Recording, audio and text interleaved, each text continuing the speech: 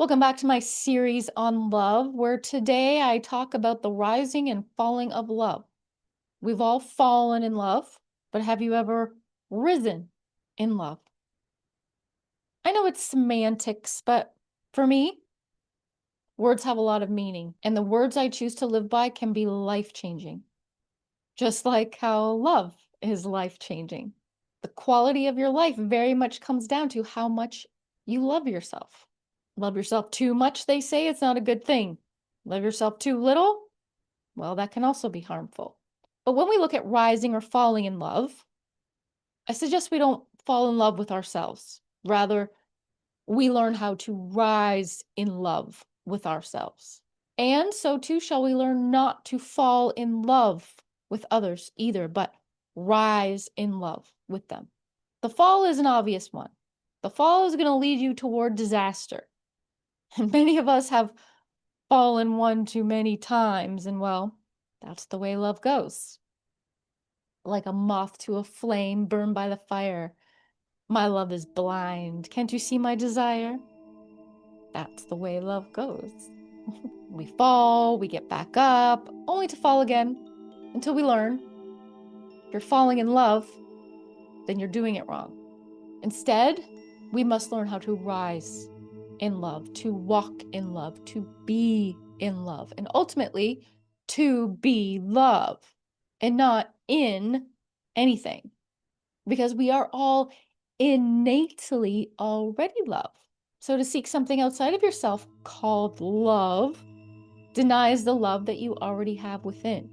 So you rise and fall enough times that maybe you give up on it altogether. And that's all fine and good. But for now, it's time to be love.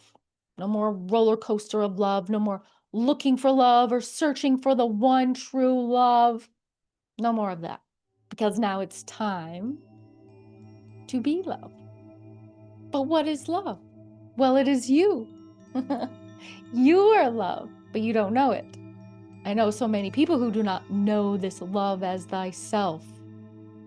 And they know the self is loveless or unlovable.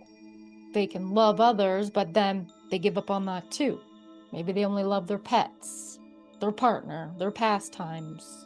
They have their personal preferences, but they do not have love for themselves. So self-love for many people is a very hard thing to do. It's something that is unheard of, even unthought of, untouched. Even though I've gone through some deep despair and deep loneliness, I know that love was always there. I've never hated who I was, but I may have hated how people responded to my love, took advantage of my love, stole and stomped on my love. There were also years when I looked to another person to feel something that wasn't love. It was lust, desire, excitement, intimacy, even responsibility. And that's where at first it feels like a rising in all of those things, but then there is a fall in the excitement, a fall in the desire, a fall in the responsibility, because that cloud of codependency will remind you that this isn't love.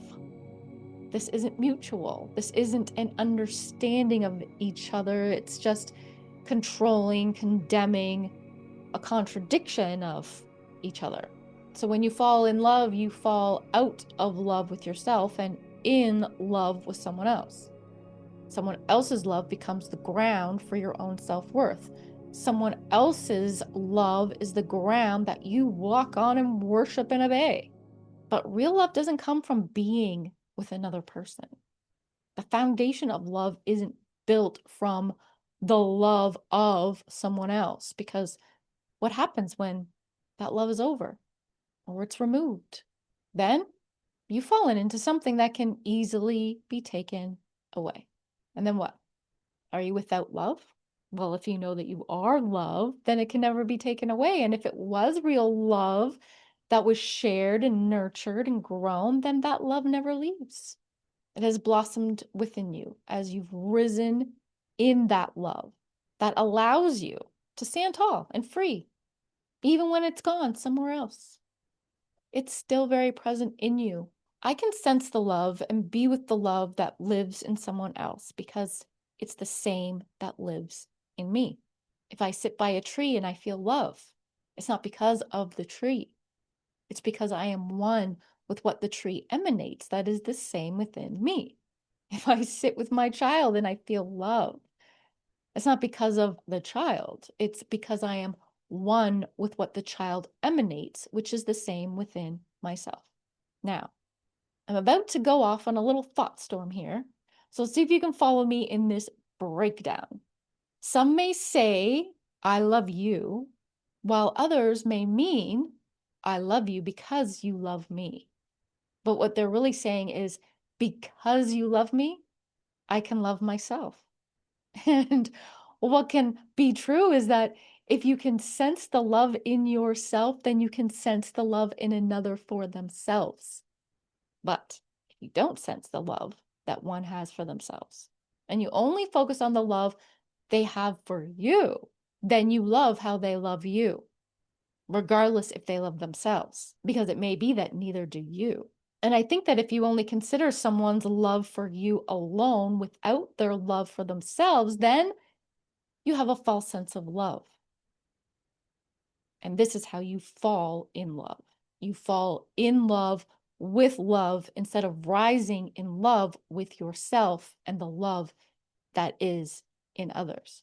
We might hear, I love how much you love me, which means I do not love myself, so I fall in love with you. You are my only source of love because I am without my own. The truth is that only I can love me, and only you can love you. And when you have two people who are love, then the love is shared. The love they have for themselves is felt on the same level as the love the other has for themselves. But if you have a love for yourself and you love another who does not, now you are not sharing. Now you are giving your love to them so they can feel love.